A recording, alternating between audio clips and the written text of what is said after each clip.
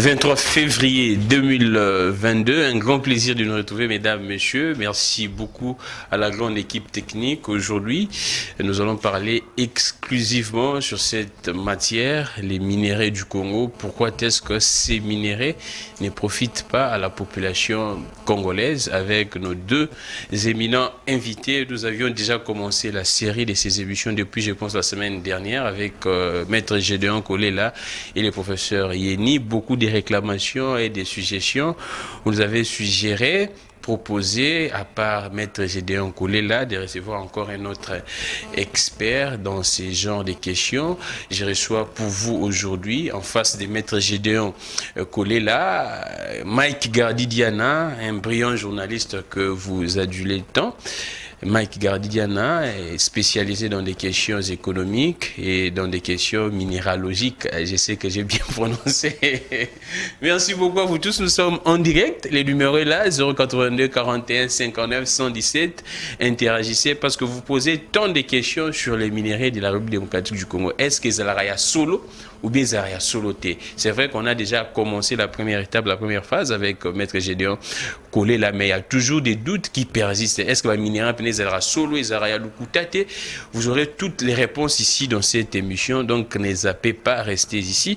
Nous sommes là pour 1h30 jusqu'à 12h30. Nous sommes en direct, le numéro est là. Question Susana Watana Lingala Tinda.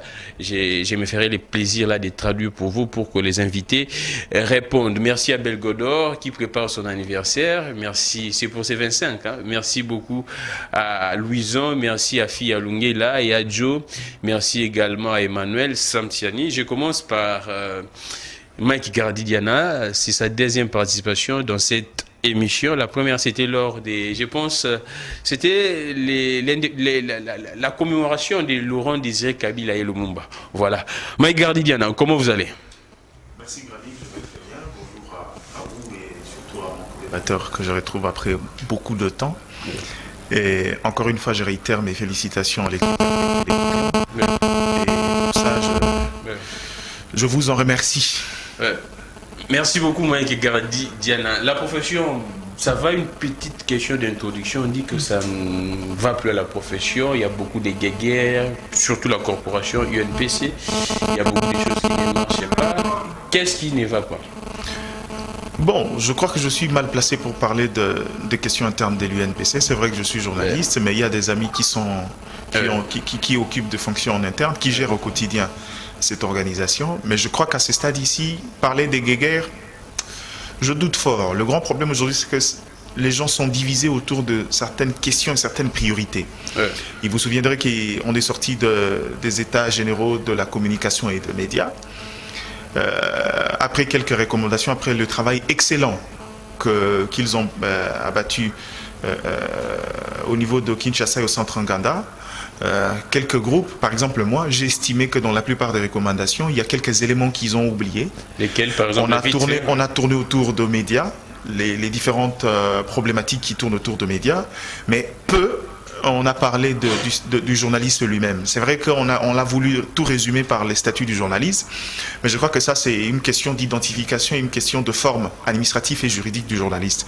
Mais dans les conditions sociales du journaliste, je me suis rendu compte qu'on a donné beaucoup trop de prérogatives, on a permis aux médias de pouvoir retrouver un modèle économique très renfliant, mais malheureusement, on ne s'est pas dépêché sur la question du journaliste, par exemple.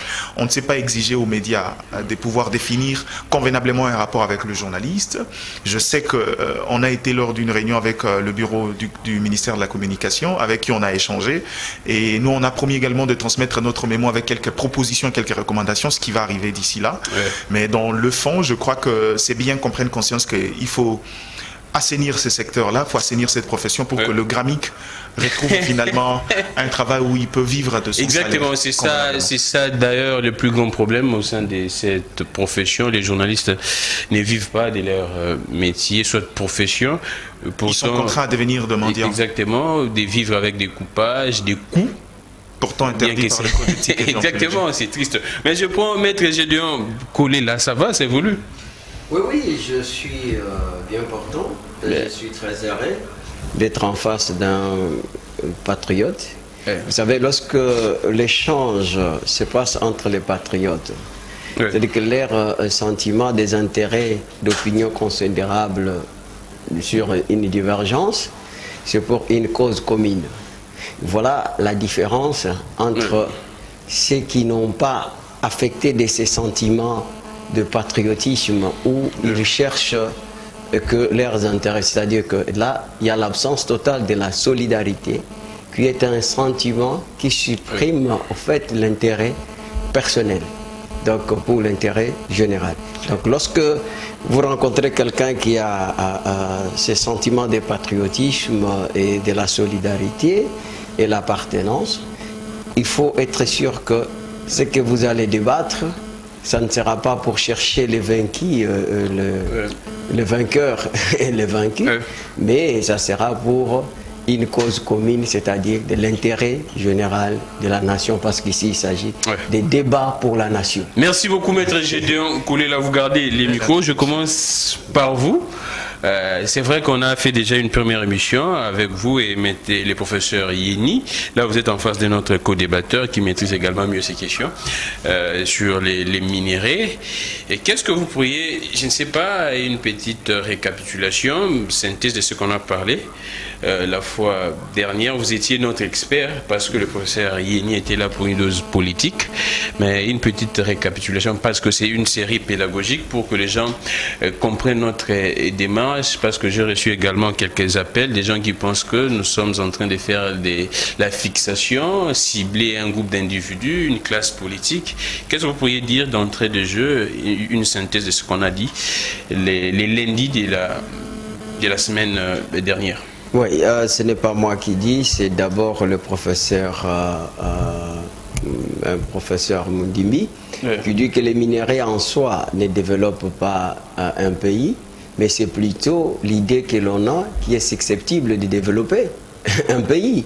Notre souci le plus ardent, c'est que nous puissions d'abord savoir est-ce que le minerai en question qui appartient à notre pays profite au peuple congolais. Ça, c'est la première des choses. La deuxième des choses, quand vous regardez sur les plans de relevés statistiques, l'Afrique en général et le Congo en particulier offrent l'image de l'économie en exact affectée par certains nombres comment dirais-je, des dérives comme les KBJ financières, les oligarchies, et cela fait en sorte que on a même des doutes, parce que vous savez que ces minéraux ont fait l'objet de la colonisation qu'on a habillée par la civilisation, mais en réalité, beaucoup de pays qu'on appelle aujourd'hui les pays du Nord, ils se sont développés à partir de minéraux de l'ère colonie, si pas tous, mais le cas de la Belgique, c'est une illustration plausible qui démontre en fait qu'aujourd'hui, si la Belgique s'est taillé une place de choix et qu'il est considéré comme le pays des industrialisations, c'est à partir de minéraux du Congo. Et qu'aujourd'hui, ce n'est pas normal que cette controverse entre le minerai que nous possédons et la vie sociale ou encore le marasme économique et social qui frappe la population congolaise.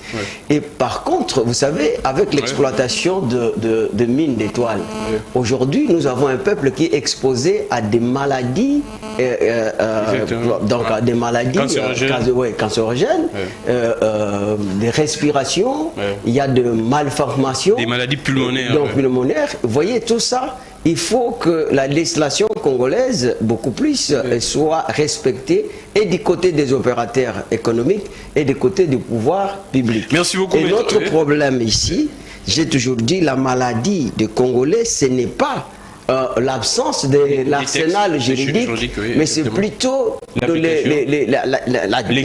que nous appelons les déficits de l'appropriation de cette législation et du côté de notre population ou encore les opérateurs et aussi du pouvoir public. Et c'est là où nous sommes. Nous ne pouvons pas faire une fiction parce que tout le monde qui ont y a géré il a quand même commis des ampères. Ça, nous devons le dénoncer. Merci beaucoup. Pour avoir une conscience. Maître Gédéon Collé, je reviens à vous. Mike Gardi-Diana, vous faites les mêmes constats que les minéraux de la République ne profitent pas à la population? Ou bien vous avez une autre lecture? Non, ça c'est une évidence que chaque Congolais peut en témoigner. C'est vrai, avant de revenir sur la nature et le rôle que devrait jouer le minerai dans la dynamique économique et du développement de la RDC, ce qui est vrai aujourd'hui, ce que j'accepte également, c'est la culture. Ces minerais fait partie des éléments qui ont tenu longtemps en haleine les enjeux d'ordre international. Et qu'aujourd'hui, malheureusement, après que la RDC soit devenue un État indépendant, on a gardé la même culture, la même méthodologie, et on a gardé une certaine perception de minerais autant que le colon. Dans le sens où, aujourd'hui, quand on regarde la manière dont on gère, j'ai déjà vu la RDC rater la révolution de 2008, où on avait l'occasion, nous, de faire valoir nos points de vue, et suffisamment franchir un cap en matière d'exploitation. Mais c'est comme je dis encore, le plus grand problème, moi je ne l'attribue pas à la communauté internationale, c'est l'homme congolais. C'est l'homme congolais. C'est l'homme congolais. C'est comme je dis, on a gardé les mêmes méthodologies avec ces minerais. Cependant, réfléchissons ensemble. Allons-y. J'ai toujours dit aux gens, et j'ai l'habitude de leur dire, que les valeurs différentielles de la RDC ne sont pas les minerais. C'est quoi?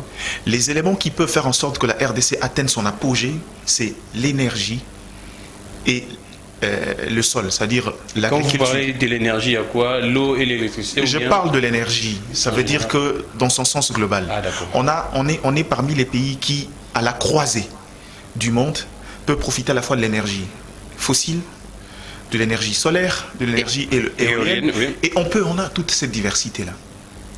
Or, quand vous regardez les statistiques, notamment le rapport de nos amis de Global Witness de 2013, vous vous rendez compte que l'un des plus grands problèmes dans l'exploitation, dans l'industrie extractive, c'est le problème d'énergie. Oui, exactement. Ça veut dire que, comme d'habitude, on a tendance à mettre la charrue avant le bœuf. Or, pour pouvoir gagner et en profiter un peu plus encore de notre minerai, c'est qu'il faudra qu'on quitte ces dimensions d'extraction simple. Il faudra qu'on soit en mesure de transformer nos minerais. Ici, la valeur ajoutée réside dans la transformation. Dès lors qu'on peut transformer, ça veut dire que les corollaires de la transformation, c'est l'emploi, le dynamisme en termes d'économie, gagner quand même une place sur le marché.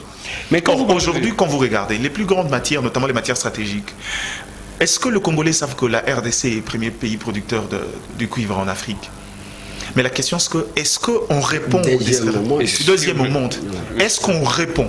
Est-ce qu'on a l'image d'un État pareil? Est-ce qu'on sait qu'on est parmi les premiers fournisseurs du cobalt qui aujourd'hui profitent qu'à la Chine? Vous comprenez? Si on veut rentrer sur le plan méthodologique, c'est l'homme congolais qui pose problème. On a gardé la mentalité et une perception du secteur minier autant que le colon nous Quand vous dites que c'est l'homme congolais qui a les problèmes, avant de répondre Maître Gédéon, là vous l'attribuez à qui? Aux politiques ou bien à la population générale? Alors, je parle de l'homme congolais. Mais c'est qui? Il faut définir. Tout celui qui est congolais. C'est tout celui qui est congolais. La population. Non, je vous donne un. Allons-y. Je vous donne de manière très précise, Mike. La population doit faire quoi? La population doit faire quoi? Oui. Vous savez, j'ai dit toujours aux gens, la meilleure démocratie au monde, c'est la Suisse. Vous savez pourquoi? Allons-y. Ils ont adopté le système du contrôle citoyen. Ah, d'accord. La Suisse, jusqu'à aujourd'hui, il y a déjà plus de 550 lois annulées par la population. Les députés décident de voter une loi, ils vont là-bas et qui sentent que ça ne va pas dans l'intérêt de la population. Un référendum, on collecte des signatures, on annule la décision. C'est le type de démocratie qu'il faut aux Congolais.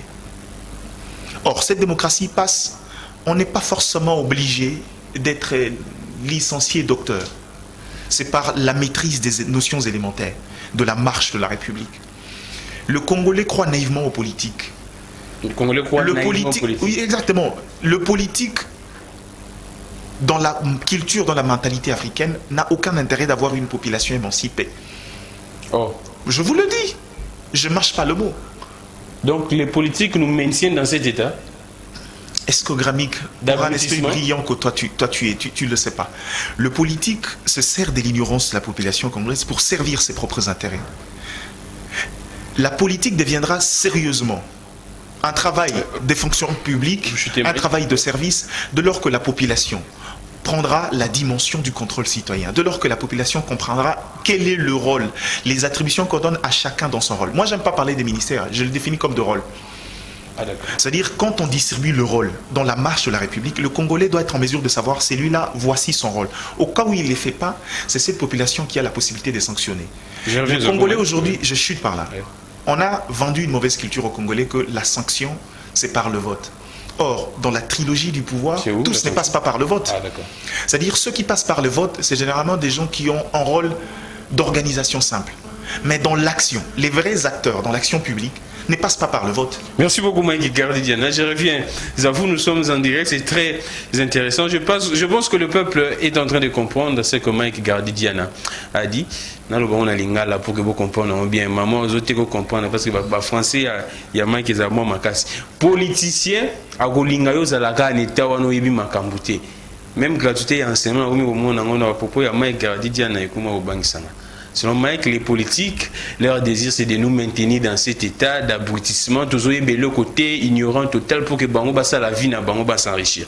Alors, je promets, j'ai deux collés là. Mike a soulevé les mêmes problèmes qu'on avait soulevé la fois dernière, la première émission, c'est-à-dire que l'homme congolais d'abord. Oui, vous savez, l'obscurantisme et l'ignorance. Et c'est pas pour rien que la Bible dit « Mon peuple périt par manque de connaissances ». Vous pouvez avoir des immeubles, mais si vous n'avez pas l'intelligence, qu'est-ce que vous allez faire avec? Vous finirez par vendre,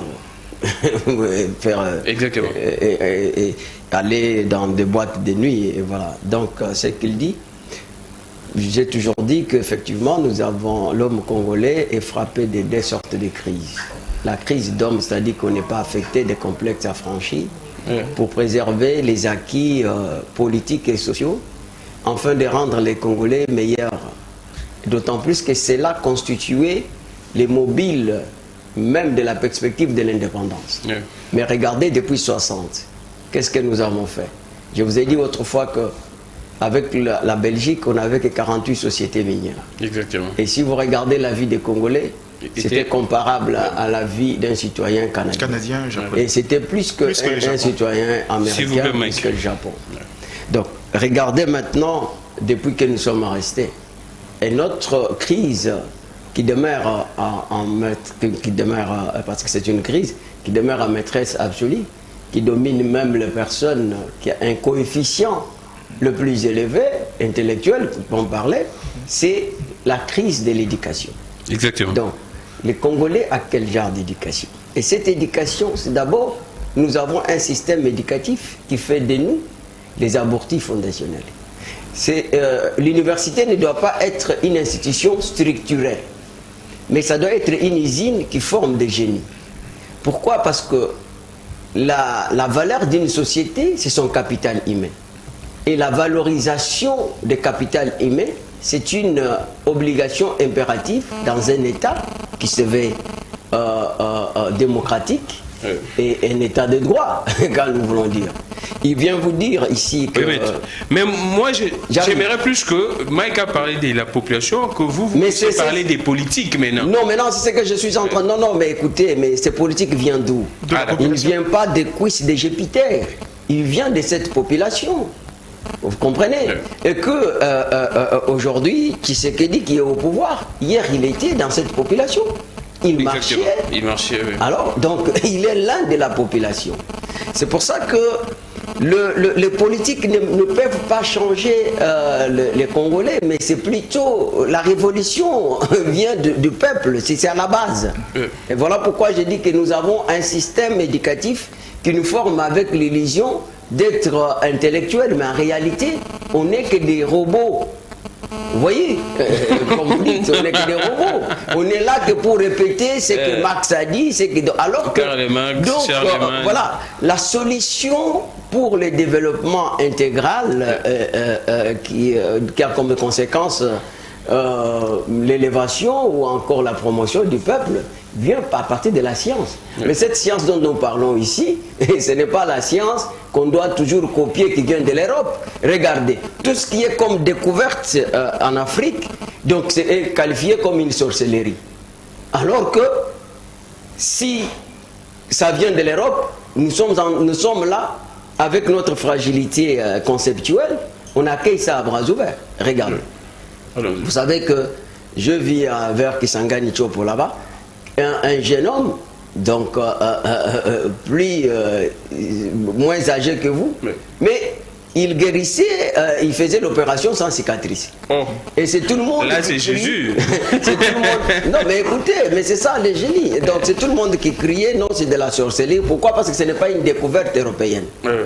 Et il semble que nos arrière-parents parlaient au travers les miroirs.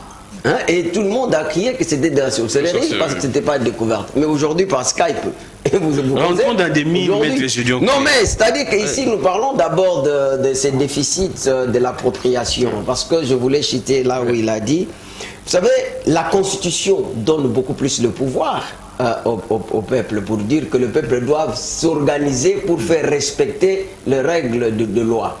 C'est ainsi qu'il y a des commissions telles que la commission justice et paix. Vous voyez, il y a des ONG nationales et internationales. C'est à partir de ces organismes-là que nous devons, en principe, obliger les autorités à faire respecter les lois pour notre intérêt. Mais regardez ceux qui sont à la tête là, des commissions de justice et paix. Ils sont beaucoup plus politiques même que les politiciens eux-mêmes. Tout ce qu'ils font, c'est quoi? Ce sont des coopérants. Vous voyez, vous ne voulez pas que je puisse utiliser des termes pareils. Donc, alors, mais pour revenir dans ce qu'il dit, moi je ne suis pas d'avis que, oui, je suis d'accord qu'il faut penser à une relance de la croissance pour la diversification de l'économie. Mais les mines, d'abord, ça constitue un fer de lance pour notre développement. Nous avons vu cela en 69. Donc en 67, 69, avec la première loi que Mobutu a promulguée. Et Mobutu, à cette époque-là, en 1969, il a eu à promulguer aussi et publié par le journal officiel les codes d'investissement. Dans ces codes d'investissement, il y avait des dispositions d'ouverture qui garantissaient l'investisseur à augmenter les chances pour amener les fonds et que cela a permis le développement du Congo. Vous voyez, et lorsque vous arrivez aujourd'hui à Lubumbashi, je vous ai dit, la plupart des écoles, c'est construit par la GECAMINE. Donc ici, le problème, c'est que nous devons savoir comment négocier avec les contrats. Parce que nous ne pouvons pas nous développer sans les multinationales. Ces multinationales viennent pour le redimensionnement des sociétés, l'amélioration et l'efficacité de la responsabilité d'un service de l'État à répondre à tout ce qui est comme les défis qui nous privent des infrastructures. Les routes et les écoles, on ne pouvait pas avoir ce problème-là. Mais regardez aujourd'hui que tout ce qu'on a signé comme les contrats miniers, ça a profité qu'à des individus. Je reviens à vous. Au lieu de vous gardez le souffle. Et puis, il a parlé, nous allons voir combien les mafiosi se sont organisés dans l'exploitation artisanale surtout. Merci beaucoup, Maître Gédéon Koulela. Mike Grady Diana, Maître, il parlait tout à l'heure que la négociation poserait problème. La question que je vous pose, pourquoi est-ce que nos politiques négocient mal? Nous avions suivi même la déclaration d'Albert Youman qui dit clairement, je conseille des Occidentaux, ainsi de suite, que nous avions bradé pratiquement les carrés miniers aux gens qui ne venaient pas avec de l'argent comme ça, avec leurs fonds propres, mais ils prenaient en crédit de l'argent.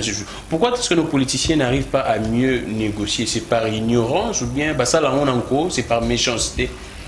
Merci Graming pour la question. Permets-moi de préciser une chose. Quand j'ai parlé des valeurs différentielles, ça veut dire que cela n'annule pas la force que représentent les mines dans la dynamique économique de la RDC. Seulement, les éléments qui nous donnent plus de poids.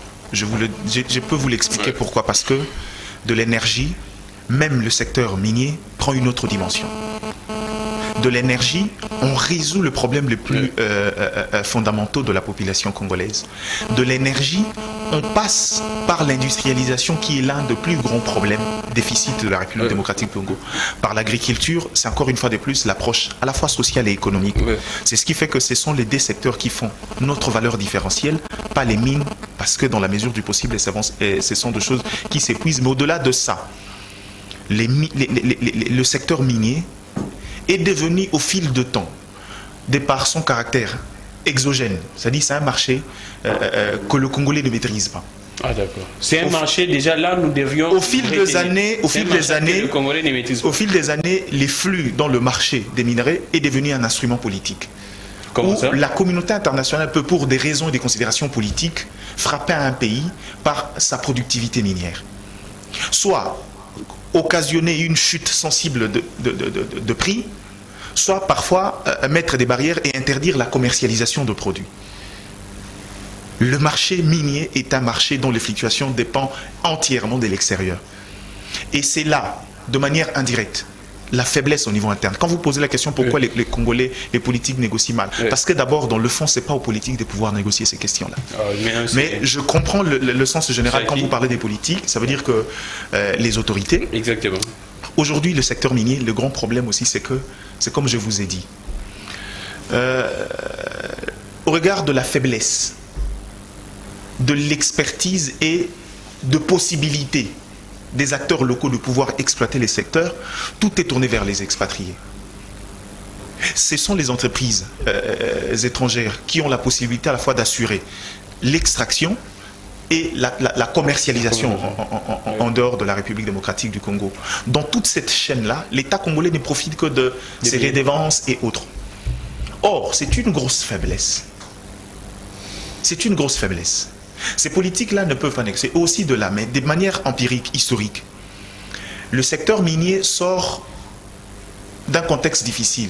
C'est aussi un secteur qui dépend fortement de la question de la politique, comme tout autre agrégat économique. Dans le sens où on est parti d'un code minier attractif, dans le sens de pouvoir attirer les investisseurs au regard du caractère insécuritaire qui vivait la République, au regard des problèmes de gouvernance, aucune entreprise sérieuse ne pourra s'élancer dans le secteur. On a établi le premier code minier de 2002 dans l'idée de pouvoir attirer les investisseurs. Ce qui fait que c'est vers les années 2017-2018 avec Joseph Kabila qu'on a eu le temps de pouvoir revoir les différentes clauses, les différentes dispositions pour que le secteur minier puisse renflouer un peu plus dans le caisse de l'État.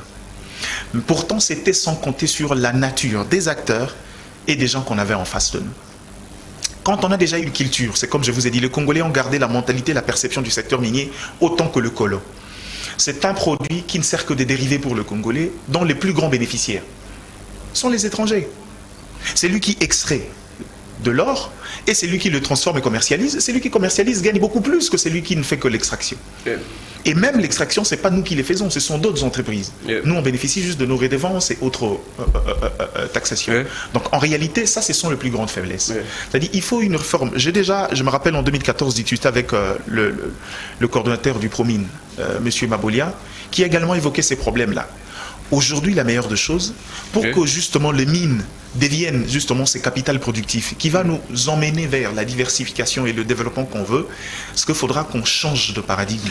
Et le changement de paradigme, c'est justement quitter cette zone-là, limitative, de pouvoir permettre les expatriés, mais ouvrir la brèche et imposer aux différents partenaires, inclure dans les négociations la possibilité de recréer une chaîne de valeur où on peut extraire et transformer sur place, finalement que nous ayons beaucoup un peu plus. Mais je crois aussi que les faiblesses d'ordre structurel qu'on a, ce qui fait qu'on part forcément en état de faiblesse. Merci beaucoup Mike Gardi Diana. Alors Gédéon Boukolé là, si j'ai bien suivi Mike Gardi Diana, deux questions que je vous pose. Pourquoi est-ce que l'État dans le code minier, ce n'est pas inscrit que l'État peut équiper les exploitants locaux qui essayent d'extraire les mines, leur donner des équipements, ainsi de suite. Là, c'est la première question. Vous réagissez face à ça d'abord. Je partage à moitié les idées de Mike. C'est normal. Oui, mais en réalité, je vois il est beaucoup plus dans les perspectives d'avenir. Alors qu'il faut commencer d'abord à faire la lecture commémorative du passé qui fait partie de notre histoire. Allons-y. Parce que vous l'avez évoqué ici. Moi, je pense que le problème, beaucoup plus, c'est au niveau de la décision. La décision de qui? Des autorités, parce que vous l'avez évoqué. Parce que ce n'est pas la population qui va négocier. Ici, nous parlons d'abord du contrat. C'est au niveau du contrat que nous ne trouvons pas cet élément que j'ai appelé ici les sentiments de la solidarité et de l'appartenance pour l'intérêt général. Vous allez trouver que beaucoup plus, j'ai fait cet article, je pense qu'on l'a lu. Et on a utilisé ça. On a utilisé ça la fois passée. Lorsqu'il dit tout dépend de... en fait, il parle de ces matériels, ces minéraux qui nous cherchent des problèmes avec les étrangers, c'est ça? Non, je ne suis pas au niveau de problème, j'étais dans l'organisation strictement. Ok, dans le niveau de l'organisation, ce sont eux qui profitent plus. Ils profitent plus parce que nous avons un esprit faible. Parce que nous sommes beaucoup plus dans ce qu'on a imposé autrefois à certains pays de la bourgeoisie comprador. Cette bourgeoisie comprador, c'est-à-dire que on vous rassure, vous, votre existence, pour votre avenir, votre famille, mais en réalité, le pays peut souffrir, ce n'est pas votre problème. Dites-moi, lorsque M.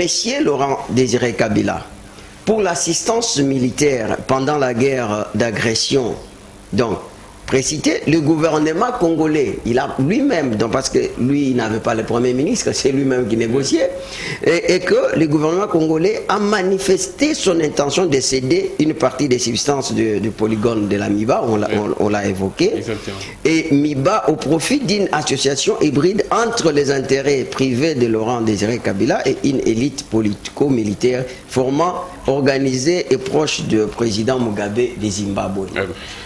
Dis-moi, à ce moment-là, où est la place des communautés internationales? Qu'est-ce que la communauté internationale avait imposé? Vous voyez? Donc, ce problème, c'est à notre niveau. Ici, Laurent Désiré Kabila, au lieu de s'organiser au niveau interne, maintenant, il doit chercher à signer certains contrats, d'abord pour son propre intérêt. Et ici, oui, mais lorsque vous sollicitez une assistance militaire, pour juste venir protéger votre pouvoir. Alors que le problème qui était ici, c'était un problème interne. Donc à l'interne, il y avait des Tshisekedi et des consorts avec qui il pouvait se retrouver sur la même table parce qu'on lui disait qu'il ne respectait pas la démocratie. Vous voyez à ce niveau-là. Donc, et vous allez voir que c'est la même chose avec Mobutu. Il a pu signer certains contrats où le Congo ne profitait pas, donc en termes de minerais.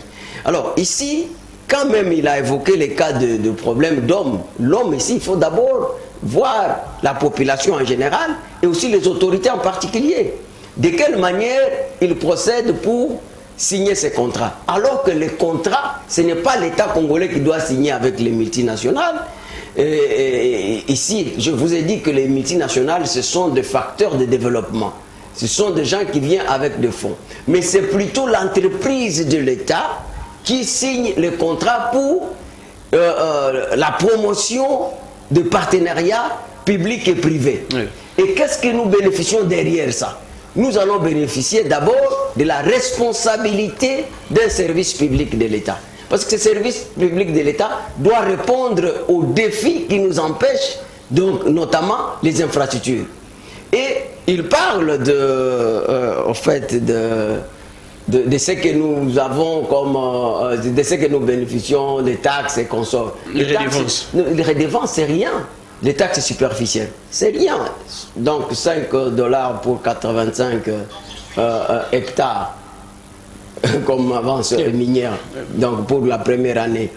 Et la plupart aussi des permis de recherche n'ont jamais connu la transformation dans les permis d'exploitation. Imaginez, depuis 60, nous avons que 30 permis d'exploitation.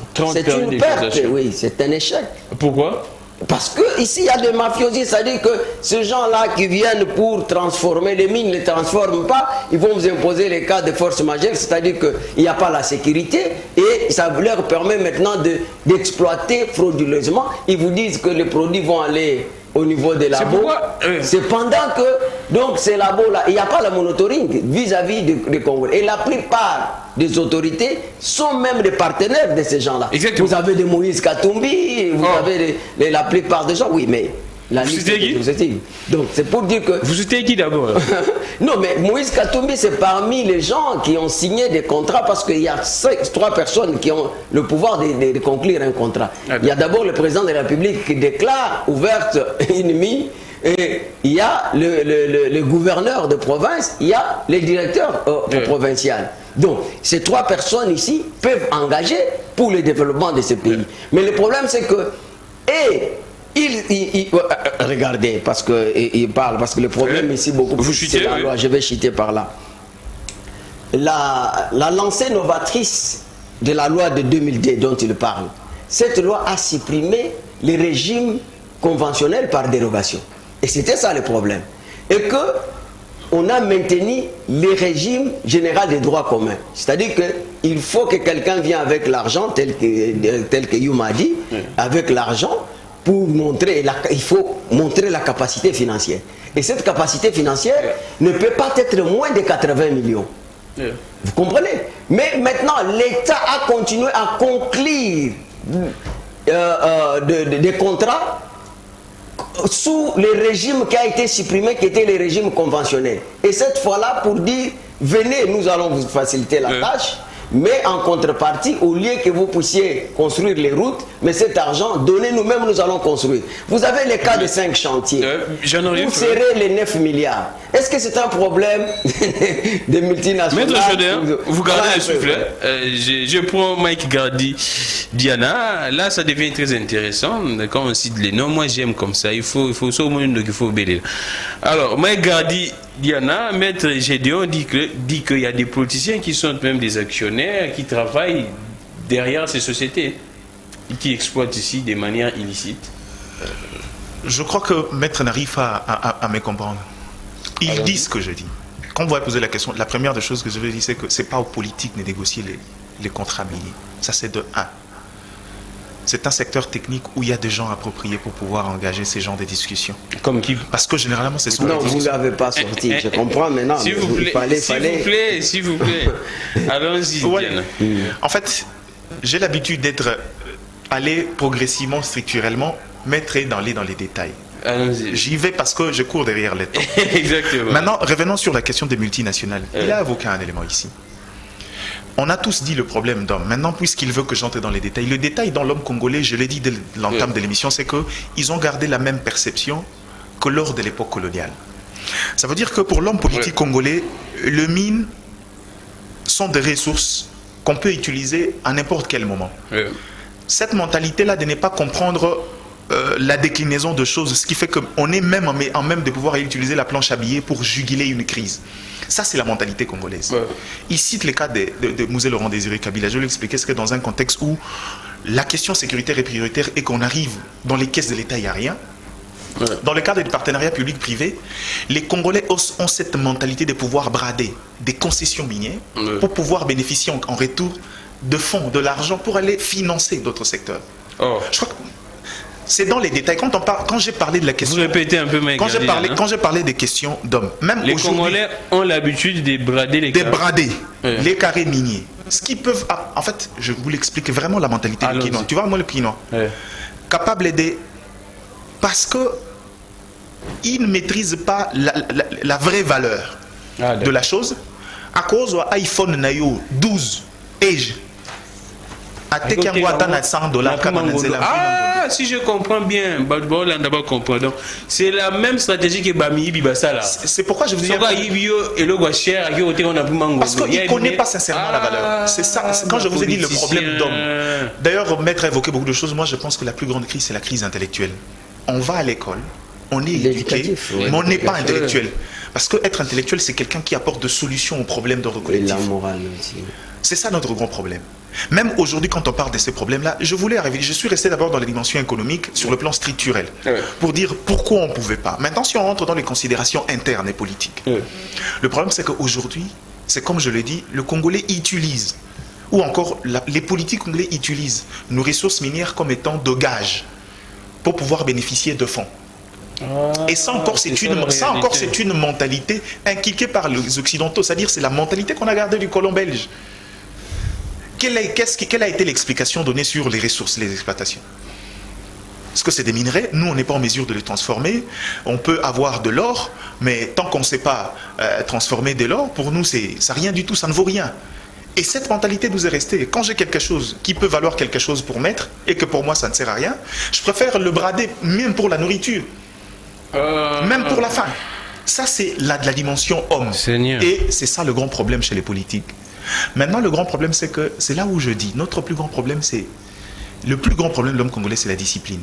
Parce que aucun de Congolais actuellement n'est en mesure, même ceux qui gèrent, n'est en mesure de nous dire... Même ceux qui gèrent. Oui, n'est en mesure de nous dire que sera le Congo d'ici 2025. Mais posez cette question à un Sénégalais. Il va vous faire une litanie pendant 1 heure, en touchant les différents secteurs, surtout si vous tombez sur un intellectuel sénégalais. Il vous commence par vous poser des diagnostics, le problème. Voilà la situation du Sénégal en matière de développement social. On s'était rendu compte que la population avait un taux, comme le Congolais, un taux de remboursement de dettes tellement faible que l'État s'est constitué en fonds de garantie pour faciliter les ponts entre les opérateurs privés et les banques. Parce que les banques, ce sont des commerciaux, eux veulent faire des intérêts. Quand la population ne rembourse pas, ils ne vous donnent pas de l'argent. Ou sinon, s'ils vous le donnent au prix de beaucoup de gages parfois que vous ne pouvez pas payer. On a créé la mutuelle d'épargne du Sénégal pour faciliter. C'est ceux qui peuvent toucher un petit fonds, ils peuvent l'avoir au niveau de l'État. Ceux qui veulent de grosses sommes d'argent, l'État sert des fonds de garantie. Vous comprenez? C'est ça le grand problème chez les Congolais. On a un problème. Pourtant, on a un PNSD ici, un programme social de développement, que malheureusement on ne prend pas le temps de regarder. Pourtant, il y a des gens de Congolais. Je connais plusieurs, notamment un des hommes que moi j'estime être les intelligences économiques, le professeur Alexandre Choué, envoyé en Chine avec le fonds de l'État pour étudier les modèles économiques chinois et venir partager l'expérience. Il est venu, il a produit des documents. C'est dans les tiroirs de politique. Ça, c'est la dimension politique. Mais je préfère qu'on rentre dans les structurels. Si vous le permettrez, on va y revenir. Exactement. Merci beaucoup Mike Gardi Diana, beaucoup de révélations. Chers compatriotes, vous nous suivez. Le numéro est là, 082 41 59 117. Vous êtes nombreux. Je vois déjà vos messages. J'aurai à lire ça avant la fin de l'émission. Écrivez-nous.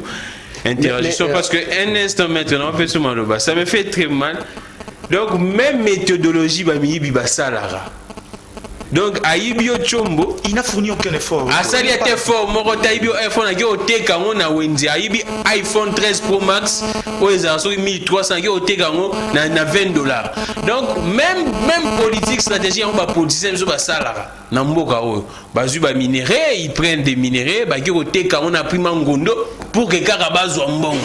Donc, esprit au bamiyibi ba nango, y a on a eu la linguette. Aloba qui n'a interview moi ça n'a Peter Tiani. Les mêmes esprits qui animent bamiyi bio bayi baranazando, les mêmes esprits ça peut pas politicien na biso. Je peux mettre Gédéon Koulé là. Mais vous savez la question que vous avez posée, je n'avais pas répondu. J'ai beaucoup plus répondu à ce que Diana a dit. Mais vous avez posé la question d'exploitation artisanale. J'ai dit cette exploitation est souvent rendue possible grâce à des stratégies de sous-traitance. Voire un recours illégal des mineurs. C'est-à-dire que c'est créé par ce que je vous parlais des permis de recherche, au fait. Maintenant, qu'est-ce que ces gens qui ont pu obtenir ces titres font? Ils courent à la main-d'œuvre pour dire que, parce que tels qu'ils sont là, ils ne sont pas en mesure de présenter au fait une capacité financière demandée par le cadastre minier. Parce que c'est le cadastre minier qui est un service technique pour tout ce qui se passe au niveau minier. Mais lorsque comme on parle des mafioses, par exemple, il y a certains contrats qui ne se trouvent pas dans les registres normaux des cadastres miniers, comme les contrats chinois. Quand vous allez là-bas, vous n'allez pas trouver, c'est dans les registres ad hoc. Donc parce qu'il y a 9 milliards qui a fait le bonheur des uns des autres. Maintenant, qu'est-ce qui se passe? Premièrement, ça pose problème parce que lorsque on a supprimé les régimes conventionnels par dérogation, on a maintenu les régimes général des droits communs. C'était prévu qu'il y ait des zones non couvertes par les droits miniers, qui devraient être des carrières à ciel ouvert pour permettre aux exploitants artisanaux. Alors qu'on leur a demandé de s'organiser dans des coopératives pour qu'ils soient financiers. Mais le problème, c'est qu'il n'y avait pas eu des données géologiques.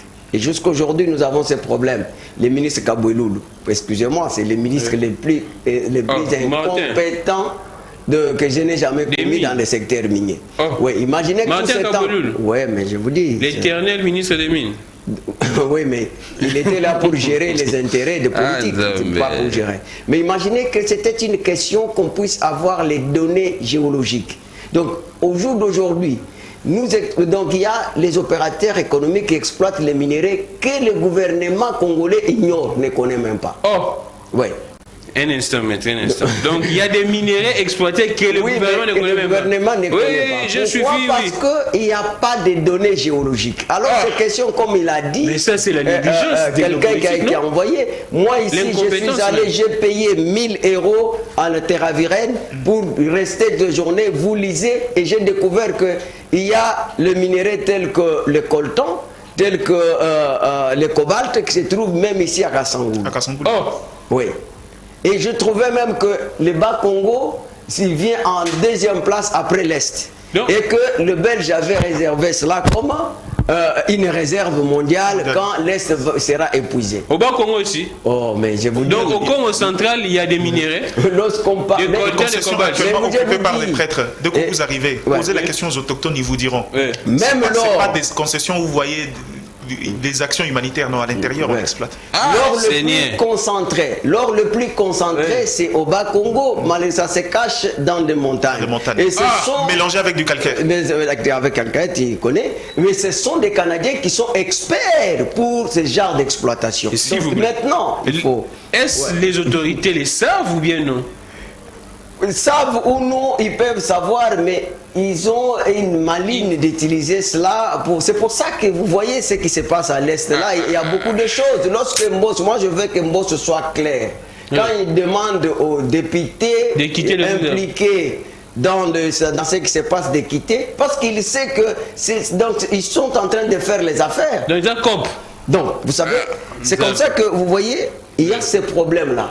Et qu'est-ce que le ministre a fini par faire? Parce qu'aujourd'hui, il y a des désordres, il y a des empiètements sur le terrain.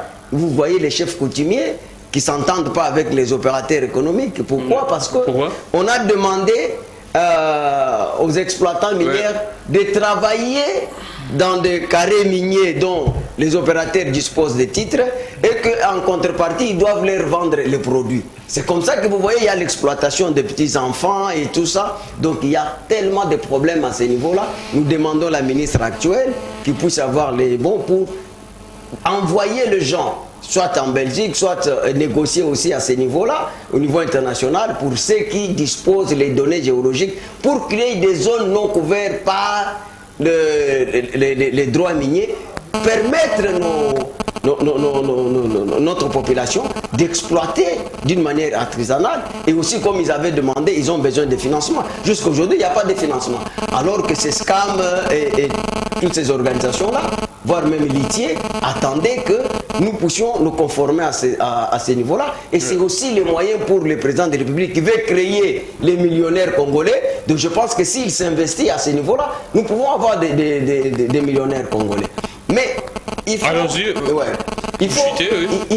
dire que les problèmes ici, aujourd'hui, donc Mike l'a dit, donc Diana l'a dit.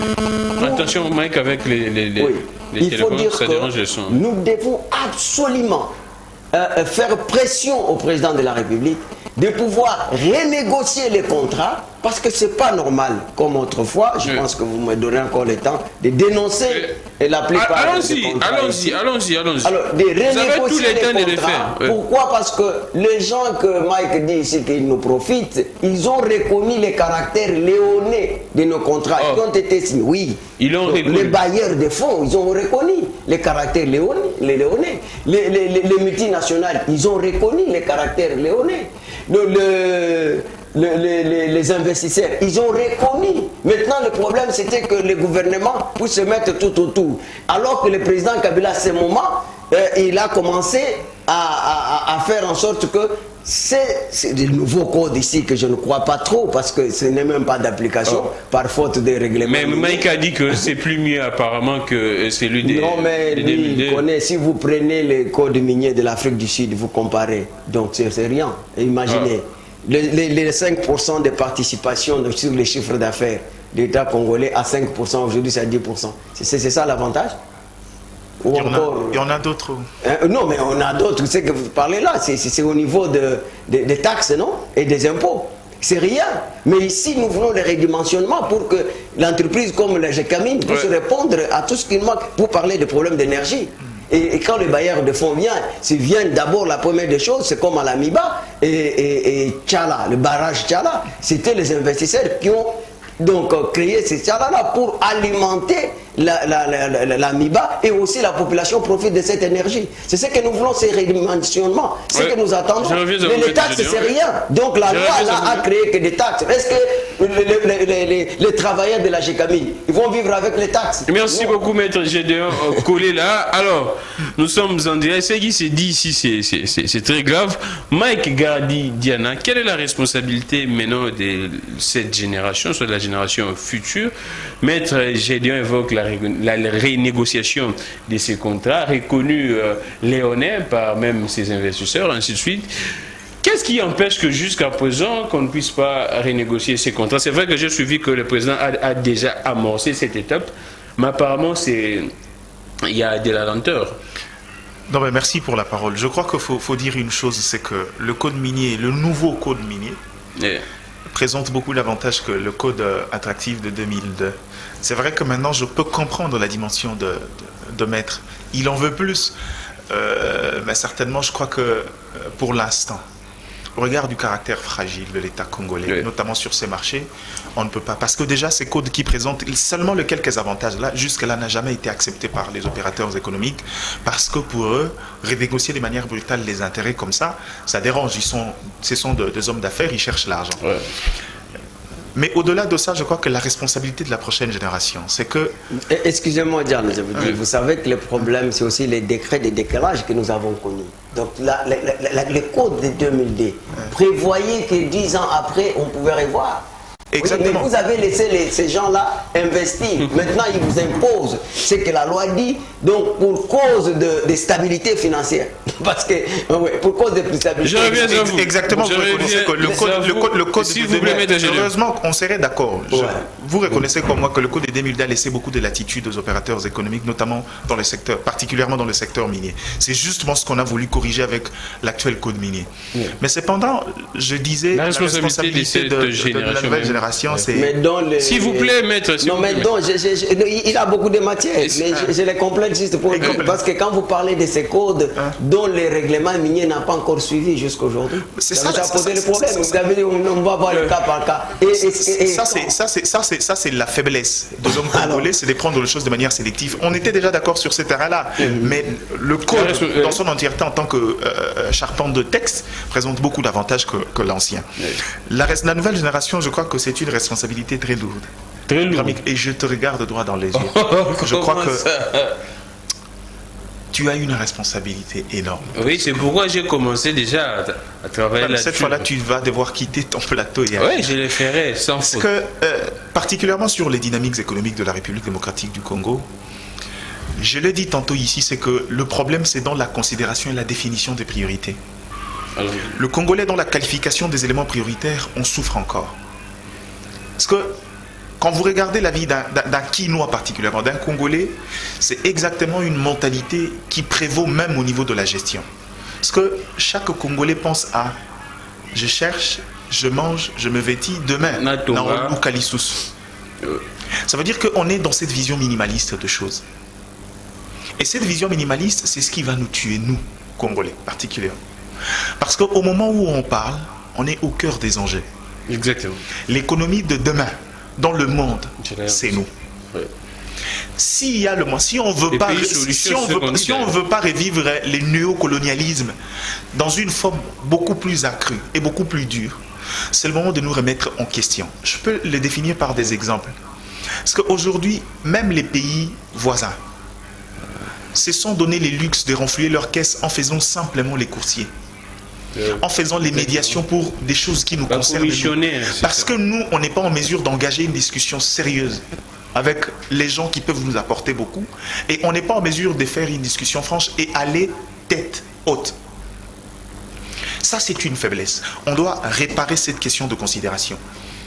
Il faudra que le Congo aujourd'hui récupère l'impérium de son pouvoir, notamment sur les matières qui lui appartiennent. Ça, c'est le plus grand problème. La deuxième... Ça va se passer comment? C'est ça, Maïga? Oui, mais c'est ce que je dis. Vous voulez que je vous dise ça va se passer comment? Oui. D'ailleurs, moi, dans ma part, je commençais. À partir de la semaine prochaine, on va lancer Dialogue de conscience. Ah, d'accord. Où généralement, régulièrement, on va trouver un espace avec le jeune. On ne va pas parler du Congo. Oui. On va parler des Congolais. À mon humble avis, je crois qu'on a beaucoup trop parlé structurellement. Le problème du Congo, on le connaît. Maintenant, la clé de voûte réside dans le changement de l'homme congolais lui-même. Ça, c'est la première des choses que moi, en tant que journaliste, je peux faire. Dans Dialogue de conscience, régulièrement, on va commencer à échanger, dire qu'est-ce qui dérange, c'est quoi un Congolais, qu'est-ce qui est un Congolais. Je vous donne ma parole. C'est déjà une invitation lancée, même à mettre. Mais là, il faut avoir le sentiment de solidarité, de l'appartenance. S'il vous plaît, maître. Vous voyez, s'il vous plaît, heureusement que vous savez que c'est ce qui nous unit ici sur cette table. Donc, en réalité, je crois que la deuxième responsabilité aujourd'hui, ça serait que cette jeunesse-là, il faut qu'il y ait vraiment une certaine rupture. Il faut que la jeunesse rompe avec les pratiques du passé. Ça se passera par quoi? Je crois que par cette volonté collective. Dès lors que le Congolais comprendra le sens d'être dans le collectif que dans l'individuel. C'est-à-dire, de manière indirecte, on va taire les éléments qui nous divisent. Ce qui nous divise aujourd'hui, c'est quoi? Ce qu'on a défini un modèle de société, on a défini un modèle. C'est-à-dire on a fait de la politique le métier le plus en vue. Exactement. Alors que ce n'est même pas un métier. On a fait de la politique la clé de voûte. La vache laitière, celui qui veut devenir riche doit passer forcément par là. Exactement. Et quand on fait, c'est généralement au détriment des valeurs qui doivent prévaloir dans chaque acteur et dans chaque action politique. Ce qui fait qu'aujourd'hui, il faut que la jeunesse essaye de rompre avec cette culture. Comment rompre? La première des choses.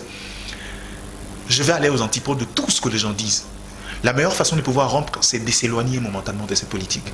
De s'éloigner de la politique.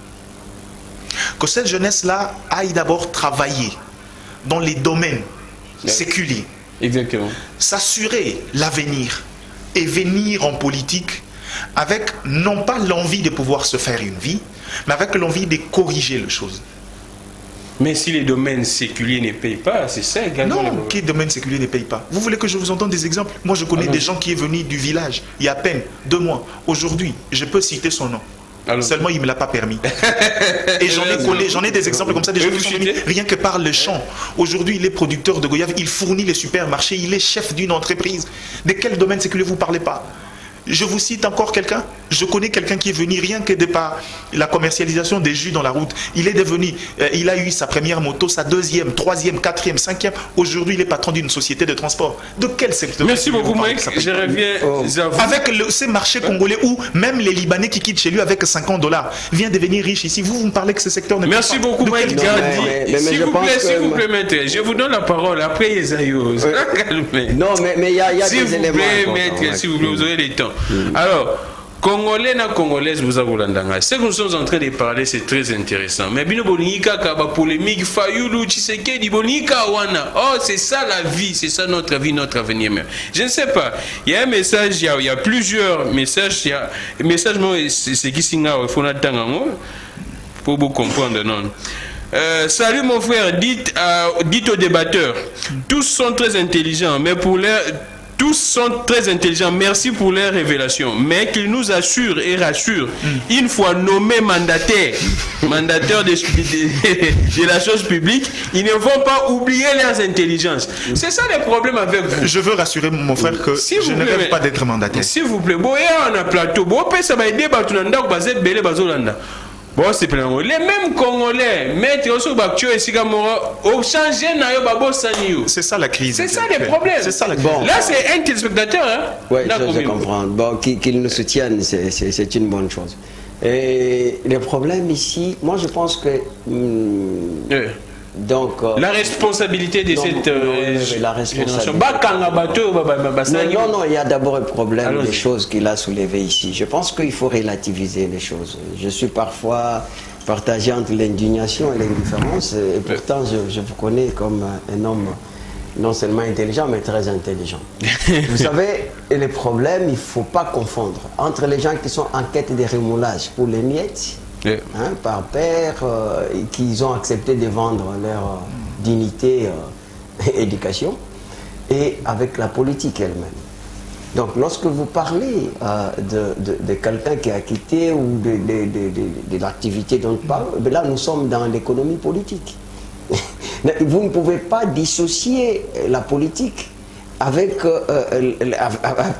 la vie des affaires. Ça, je ne vais pas l'oublier. Donnez-moi un stylo. Vous voyez? Donc il faut faire malheureusement, je n'ai pas de stylo ici. Donc nous avons... Il y a un stylo là. Oui. Ce que vous parlez, nous, on a reçu, je vous donne même un support. Donnez-moi ah, d'accord. Allons-y. L'article, je vais lire s'il veut avoir le papier. Ouais. Allons-y. Allez-y, maître. Il y a un problème. Nous devons savoir que toutes les activités, parce que l'argent même, c'est une activité d'esprit. Au commencement, il n'y avait que l'esprit qui mouvait sur les eaux.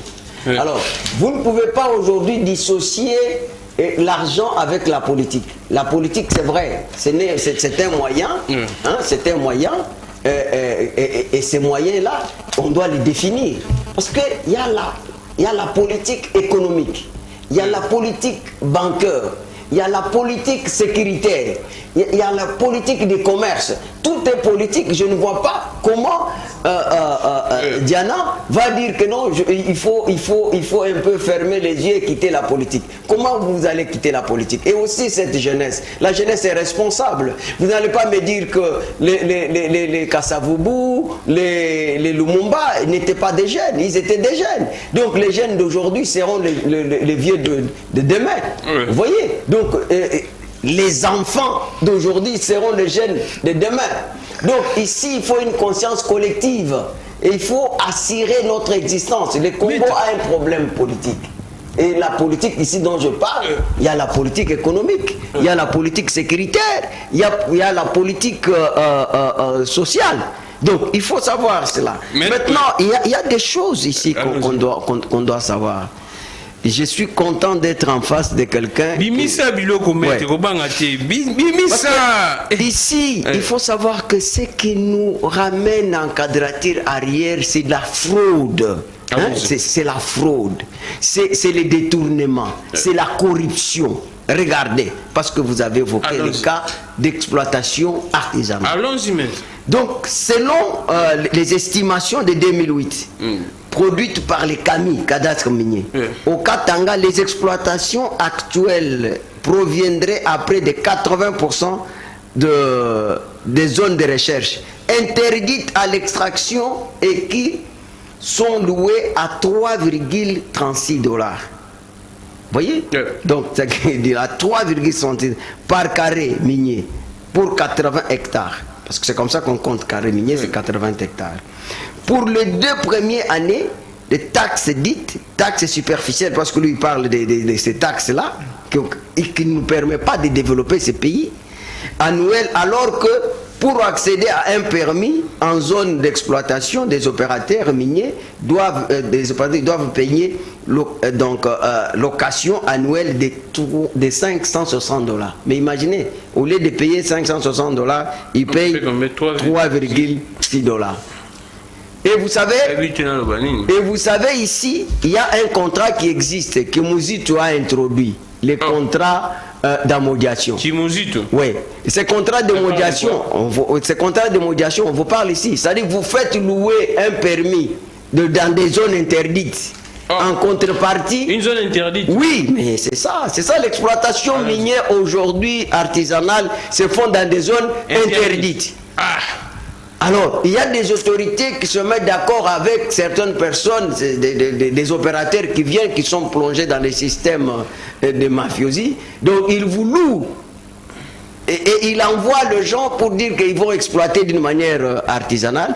Mais alors qu'en contrepartie, il donne beaucoup d'argent. Donc je connais un monsieur qui a donné plus de 2 millions de dollars pour exploiter pendant une année. Et qu'après cette année, ils nous reviennent encore. Et alors que, donc, officiellement, il paye que 3,6 $. La question que je vous ai posée, on doit arrêter, continuer sur la scène. Non, mais moi je vous dis, aujourd'hui, avec cet état de droit, quand Tshisekedi dit, parce qu'il faut commencer d'abord par nettoyer les secteurs de la justice. Si ce pays ne marche pas au bon train, il y a d'abord la justice.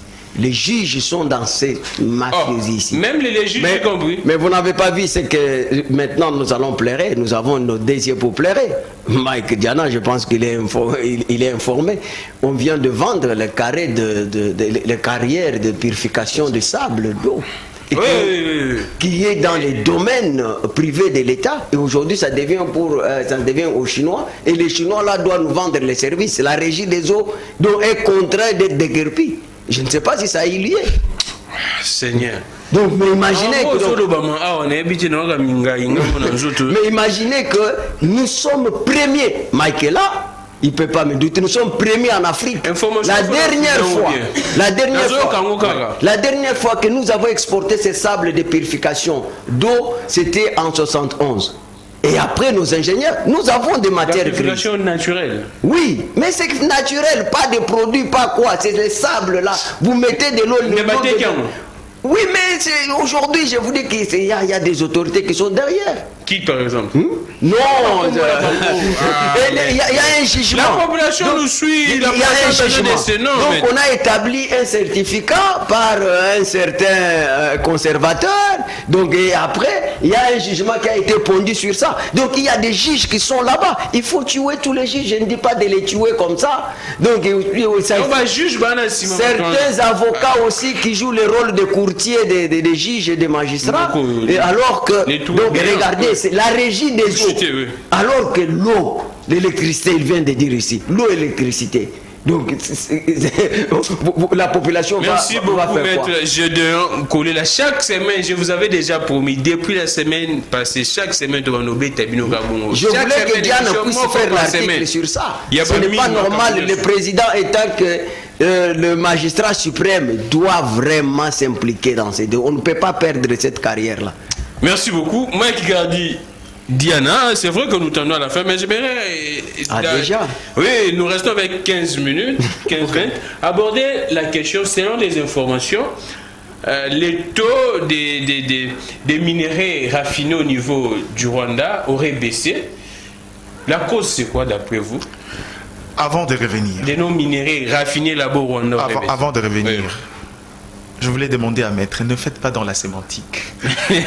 Moi et vous, nous savons que quand on parle de politique, vous avez défini la politique comme étant cette faculté de gérer ou d'agir. Moi, je parle de la politique en tant que science. Quand je demande aux jeunes de se tenir à l'écart de la politique, c'est pour toutes les raisons que vous évoquez maintenant. Les jeunes brillants, moi j'en connais plusieurs. Moi, je pouvais lever ma main pour Christelle Wanga. Je pouvais mettre la main sur le cœur pour Patrick Mouyaya Katembwe.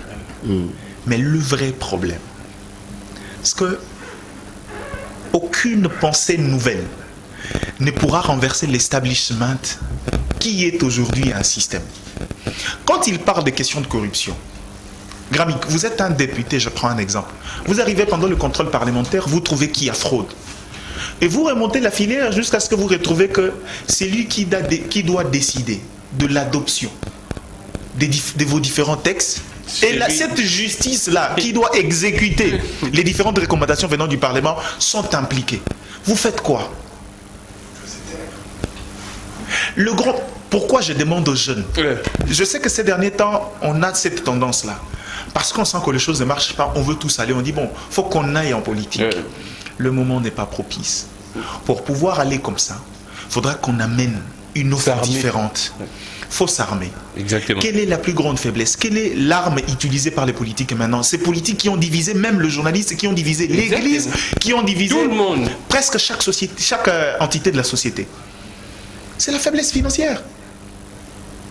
Tant que vous arriverez là-bas et que votre vie à vous est vulnérable aux assauts de ces politiques, vous tomberez dans la corruption, croyez-moi. La meilleure des choses à faire maintenant, c'est que cette jeunesse-là, de s'éloigner d'abord de la politique active. Pourquoi je le dis? Aujourd'hui, il faudra que c'est justement cette jeunesse qui doit faire le travail d'éclairage vis-à-vis de cette masse. La plus grande force de la jeunesse, c'est justement cette population, dans toutes ces catégories. Quel est le travail? Quelle est cette politique passive que moi je trouve intéressante en ces moments? Commencer par prendre des initiatives d'éclairer l'opinion sur les différents rôles. Prendre les devants dans les mouvements associatifs, prendre les devants dans les organisations des sociétés civiles, prendre les devants dans les différents mouvements citoyens, pour dire non à certains antivaleurs, constituer justement ces paraclés-là. Mais pendant ce temps, cette jeunesse-là a besoin de travailler. Travailler, soyez stable dans votre vie. Ça peut paraître anodin. Mais tant que vous allez dans cette politique congolaise, avec quelqu'un qui a encore de besoin de couvrir ses arrières, cet argent-là, ces politiques-là, la corruption qui a élu domicile, qui est devenue presque une culture, risque d'avoir raison de vous. Je connais des hommes, j'en ai plein. J'ai des amis qui aujourd'hui sont dans des différents collèges, des gens intègres, propres, et qui dans la société pouvaient faire des choses, je dirais, à un niveau exceptionnel, mais pris par l'engrenage du système. La meilleure des choses pour pouvoir chasser un système, il faut en amener un autre. Il ne faudra pas adhérer dans un système. On va pourrir de l'intérieur. Je crois qu'à ce stade ici, il faut faire cette politique passive, mais permettez-moi ces paradoxes actifs, dans le sens prendre les devants dans les différents mouvements associatifs. Prendre justement le rôle, le relais entre la population et les politiques. Maintenant, je reviens sur cette question-là du Rwanda. Comment expliquer? Qu'est-ce qui explique la cause? On dit que le taux des minerais raffinés au niveau du Rwanda aurait baissé. Bon, je crois que, sincèrement, je ne sais pas dire de manière très factuelle le cause, mais si je peux jeter une analyse un peu rapide sur la situation, parce que les différends avec la République démocratique du Congo, le contexte de la République démocratique du Congo est pour beaucoup, parce que l'or raffiné au Rwanda avait pour provenance à plus de 90% de la République démocratique du Congo. Quand la chaîne d'approvisionnement a un problème, c'est logique que la production ait un coût. Je ne sais pas pourquoi on le cherche. Maintenant, la question, si vous voulez qu'on s'interroge, la question, quelle est la nature de justement cette rupture en termes d'approvisionnement? Quelle est la nature de cette rupture en termes de production? Ça, pour l'instant, j'ai l'habitude d'être honnête. Il faudra laisser le temps de pouvoir creuser, savoir un peu qu'est-ce qui se cache derrière dans cet tandem qui s'est annoncé en pompe. Cette fraternité qui, allez, faisait preuve de beaucoup d'imagination et qui promettait beaucoup de choses et beaucoup de projets dans l'avenir. Mais je crois que pour l'instant, sur les raisons économiques, c'est que la chaîne d'approvisionnement a un problème actuellement, notamment avec ces questions d'insécurité et d'autres problèmes d'ordre administratif que je ne sais pas énumérer ici, ce qui fait que la production nécessairement et naturellement devrait baisser au niveau du Rwanda. On parlerait de juste 5 millions de dollars pour mettre en place cette usine des raffineries, mais qu'est-ce qui manque à la RDC? C'est ça qui monte ma bêtise. Ce n'est pas la méchanceté, mais la sorcellerie de nos politiques. C'est là où je veux vous ramener. Juste pour 5 millions de dollars. C'est là où je veux vous ramener la thèse de la communauté internationale que malheureusement Maître ne veut pas entendre. Je vous explique. C'est un problème de guéguerre au niveau du marché. Beaucoup de Congolais ignorent une chose, pourquoi le projet parc agro-industriel dont Bukangalonze n'était qu'un projet pilote, ne pouvait pas marcher. Pourquoi? Parce que le marché de l'agro-industrie est détenu par deux communautés. Les Indo-Pakistanais et nos amis libanais. Ça veut dire que ces gens-là aujourd'hui, dans la culture des Congolais, qu'est-ce qu'ils font? Vous le savez. Il y a même certains qui se sont permis de gifler, des députés, des ministres. Exactement. Ces gens-là ont la politique, ils ont compris qu'on est un marché enclin, c'est-à-dire qui a une forte propension vers l'informel. On entretient les différents décideurs, on est exonéré de certaines taxes, on est assuré de la sécurité et on est assuré de l'exclusivité du marché. Du coup, ces projets-là ne pouvaient pas marcher parce qu'il y a des gens qui ont même se sont permis de proférer des menaces à un premier ministre. D'où, je vous dis, la perception des autres, le Congo est un marché. D'où inutile ce pouvoir. Oui, justement. C'est ce que je vous dis. Le marché, le Congo est considéré comme étant un grand marché. C'est l'extérieur. Laïcisme. Exactement, on est laxiste. Ça, on serait d'accord. Donc, le marché, le Congo est considéré des autres comme étant un marché où chaque initiative tendant à émanciper les Congolais est sujet à caution ou à débat entre les autochtones qui doivent en être bénéficiaires et ceux qui en bénéficient économiquement. Donc du coup, aujourd'hui, la question c'est que, est-ce que Glencore, déjà, je vous en donne une autre information. C'est ça, mais également, Glencore... Je vous donne, laissez-moi vous donner une autre information. C'est que il est prévu, d'ici ce premier trimestre, de lancer un appel d'offres pour l'exploitation de 14 blocs pétroliers et gaziers. Ça veut dire, dans l'appel d'offres, on rentrera dans un cadre normatif où on aura des gens qui viendront en répondant aux principes du marché, qui vont respecter la législation congolaise, avec qui ils ne sont pas venus par des voies cafouillées. Mais là, il faut aussi louer la diplomatie. Non, non, c'est complète. Vous allez la diplomatie, parce que Dan Guet a perdu ça. Ne m'anticipez pas. Ne m'anticipez pas. Donc, vous comprenez, il fallait qu'on le fasse pour que cette fois-là, on ait des marchés, un marché totalement contrôlé, avec une collaboration dans les cadres normatifs, parce que ça serait dépouillé de toutes les voies mafieuses où des gens n'ont pas facilité. On lance un appel d'offres pour pouvoir profiter suffisamment. Mais la difficulté aujourd'hui, c'est que c'est un marché tellement battu que d'autres opérateurs qui sont en interne font un contre-lobbying de l'extérieur pour décourager les opérateurs, pour qu'enfin ils continuent à garder l'État congolais dans cette position de faiblesse et négocier à des prix mangondo les blocs pétroliers et continuer à l'exploiter. Ça, malheureusement, c'est l'un des plus grands problèmes de Congolais. Ce qui fait qu'aujourd'hui, les initiatives... Maintenant, quand vous parlez de l'État, l'État peut débourser 5 000. Merci beaucoup. Oui. Mais il ne faudra pas confondre l'État providentiel. L'État n'est pas un État commerçant. L'État ne peut pas être à la fois jugé parti. C'est-à-dire l'État investi dans le secteur minier, il va concurrencer et mal les opérateurs. C'est un secteur où l'État reste dans son rôle des jugulateurs. Il est en train de réguler et faciliter maintenant l'accès et en veillant sur les intérêts de la population congolaise notamment. Mais ce qui fait qu'aujourd'hui, maintenant, il faut trouver une classe d'opérateurs nationaux qui peuvent se permettre. Mais malheureusement, il y en a eu. Merci beaucoup. Je chute par là. Il y a eu un opérateur congolais qui a tenté une fois d'aller dans la transformation du pétrole, mais nous connaissons la suite. Il n'a jamais eu cette chance. Merci beaucoup. Alors, c'est toujours comme ça. Le peuple n'a moni à la Mugi Mondambo. Mon frère, ce qui étonne est que la RDC a des bons parleurs. Une fois dans les affaires, ils deviennent des jouisseurs. Et aussi. Et ne s'occupent que de leur vie privée. Ça, il faut qu'on change cette mentalité-là. Mais c'est ça que le peuple constate, mais gardien Olinga Lobanine. Tout. Allons-y. Allons-y. Vous savez, quand vous avez en face de vous un co-débatteur comme Maïga Didiana, il vous amène dans beaucoup de choses, mais alors il ne vous dit pas aussi. Mais non, regardez. Parfois, le problème pour lui, c'est qu'il parle avec beaucoup de gants, alors qu'il faut expliquer les gens les gens qui nous suivent ici, ils ne connaissent rien. Il faut dire que ces blocs pétroliers étaient entre les mains de quelqu'un que moi j'ai toujours considéré comme Léopold D de l'époque. La différence, c'est que Léopold D n'a jamais foulé ses pieds ici. Mais celui-là. Donc, maître parle de citer, il dit des gants. Non, mais vous citez le nom de gens. Non, mais oui, mais si vous voulez que je cite le nom de gens, moi je cite des gens quand j'en ai la preuve. Non, mais il faut dire que. Il faut dire que les blocs pétroliers ici étaient entre les mains de Dan Gettler. Non, les Dan Gettler. Et que. Pas tous les 14 blocs. Oui, pas tout, mais je disais, la grande partie, et vous savez ce qui s'est passé à ce niveau. Il faut aussi féliciter quand même la diplomatie congolaise à ce niveau-là. Même ce que vous venez de dire, il faut aussi, c'est ça le moment pour saluer quand même ce qui s'est en train de se faire à l'Est pour nos géants, nos veillants héros. La mettre en l'animation politique. Vous voulez j'ai l'habitude de le faire régulièrement. Non, mais je ne parle pas des chefs de l'État. Je parle de nos militaires. La plupart des gens sont en train de vilipender ici l'état de siège. Alors que l'état de siège aujourd'hui a fait en sorte qu'il y ait la crise au niveau de cette usine de réflexion de l'or. Il faut le dire. Et le peuple doit savoir.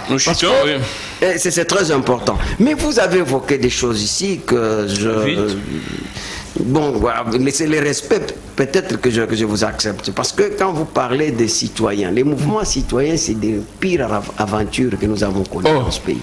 Parce qu'un citoyen, c'est qui? Un citoyen, c'est quelqu'un... Non, c'est quelqu'un qui connaît ses devoirs. ok, et ses droits. Vous ne pouvez pas accepter ces gens ici qui ont été soudoyés, donc à tort et à raison. Non, mais créez-en le bon mouvement. Non, c'est ça la dynamique. mais le problème, c'est que, Diana, n'oubliez pas que votre réflexion mérite un engagement. Vous voyez, plus pratique. Donc, ça doit être un engagement plus pratique.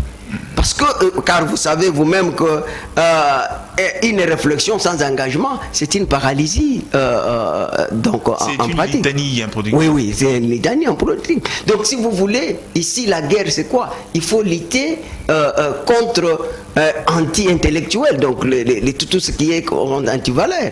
Aujourd'hui, le problème, c'est que l'ignorance a occupé la place. Les gens, ils ne savent pas eux-mêmes ce qu'ils doivent faire et eux-mêmes ne se connaissent pas. Donc, lui n'a pas besoin d'abandonner la politique et aller comment il faut, parce que tout est politique. Les politiques, c'est un moyen. La sémantique. Oui, non, les politiques, c'est un moyen. Mais là, le problème, c'est que vous avez parlé des bonnes choses. Ici, le problème notre souffrance, monsieur les journalistes, c'est que la négociation. Le moment où vous négociez avec ces multinationales, et ces multinationales ne vous imposent rien. J'ai entendu, il y a Yuma qui a dit qu'on leur a imposé. Il n'y avait rien d'imposition parce que, regardez, nous avons parlé avec vous. Ici, c'est l'État congolais lui-même qui accepte de céder ses concessions. C'était, je vous avais donné ces documents. Donc, nous avons plus ou moins 70 sociétés qui détenaient des grandes concessions que nous avons dans ce pays. Dans une soixantaine de grands contrats, l'État congolais les a cédé la plus grande part de profits aux entreprises multinationales comme l'indique. Donc j'ai tout un tableau ici. Dites-moi, vous avez dit que l'État n'est pas créateur d'emplois, il n'est pas providence et tout ça, je suis tout à fait d'accord avec vous. Mais l'État a des entreprises qui doivent effectivement jouer ce rôle ici. C'est ce que nous disons. Mais nos dirigeants n'ont pas laissé la GECAMIN jouer son rôle étant qu'une entreprise de l'État. Est-ce que c'est normal que vous avez de bons yeux? Regardez un peu le contrat qui a été signé. Octobre 2003. Oui. Projet cuivre et cobalt de Kolwezi Zitaï Links. L'accord définitif a été conclu avec Adastra, une société canadienne dont les sièges se trouvent au Royaume-Uni. La GECAMIN détient une participation de 12,5%. Dans la transaction, le gouvernement de la RDC 5% sur une période de 40 ans. 40 ans. On cède pour 40 ans. Mais imaginez maintenant. Parce que vous c'est dites, la mort. Pendant 40 ans, je pose toujours la question. Et quand... bon, ici, il faut toujours... Ça, vous me réconfortez dans ma position. Non, même dans votre position, vous voulez maintenant que les grands tels qu'il est là, qu'ils ne puissent pas s'impliquer pour qu'on nous renégocie. Parce que pendant 40 ans... Chaque semaine, est-ce que pour renégocier ces contrats-là, oui, il faut être gouverneur, il faut être député? Non, il doit faire pression. On a dit que nous devons savoir notre rôle. Il y a des mouvements dans les mouvements associatifs. Et ce n'est pas normal. Vous constituez mais qui ont profité des... C'était les joint ventures. Crier sur ces histoires-là. Vous avez beaucoup d'éléments. Ce sont des joint ventures qui ont signé. Il y a toujours des joint ventures. Ils ont eu combien d'argent? Ils doivent restituer cet argent. Ils ont construit les hôtels, ils ont construit les villas. Maître, ça on a dit la même chose. Non, ça on a dit la même chose. La question c'est voilà pourquoi nous voulons. Quelle approche cette nouvelle jeunesse doit adopter? C'est pas en se plongeant dans ces systèmes-là. Non, oui, ils doivent des mouvements de pression. Ils doivent pas se plonger, mais ils doivent dénoncer. Exactement. Malheureusement, ce sont ces jeunes-là qui sont sur les plateaux de télévision en train de défendre les voleurs qui nous ont... C'est des poignées de gens. Non, ce n'est pas un poignet. D'ailleurs, vous l'avez bien dit. Moi, j'ai un problème avec les journalistes. Ils doivent jouer les rôles. Parce que vous savez, les médias, c'est une entité. Non, je ne vous attaque pas, mais je vous rappelle votre rôle. Si vous attaque, on lui colle un barreau. Merci beaucoup. Et ça en est fini pour aujourd'hui. Une minute. Je commence par Maître Gédéon et je finis par Mike Gardien. Non, moi je vous remercie. Aujourd'hui, je suis très à l'aise d'être en face de quelqu'un avec qui on partage le même sentiment de solidarité, de l'apparence et de l'appartenance, voulais-je dire. Et que, donc ici, notre discussion a tourné sur une cause commune. Parce que ne nous appelez pas, s'il vous plaît. Le problème, c'est que les Congos nous appartiennent tous. Et même si on dit que les minéraux peuvent s'épuiser un jour, mais nous en avons beaucoup. Donc ça ne peut pas... Pour que ça puisse s'épuiser, il y a encore des générations et des générations qui vont profiter. Merci. Le problème ici, c'est que si nous avons une bonne gouvernance, si nous sommes avec des autorités qui sont affectées des complexes affranchis, donc nous allons rentrer en prestige état, c'est-à-dire nous allons vivre la même vie que nos parents ont vécu ici, comme comparable à un citoyen canadien. Et ces histoires ici d'aller jouer les loteries et tout ça pour aller en Europe, merci beaucoup. Alors, Mike Gardi, Diana, 1 minute. Bon, je crois qu'en 1 minute, moi, je ne ferai pas beaucoup de... Je dirais en quelques mots, merci pour l'invitation, surtout merci pour le débat. Je crois que ce que je peux dire aux Congolais aujourd'hui, c'est que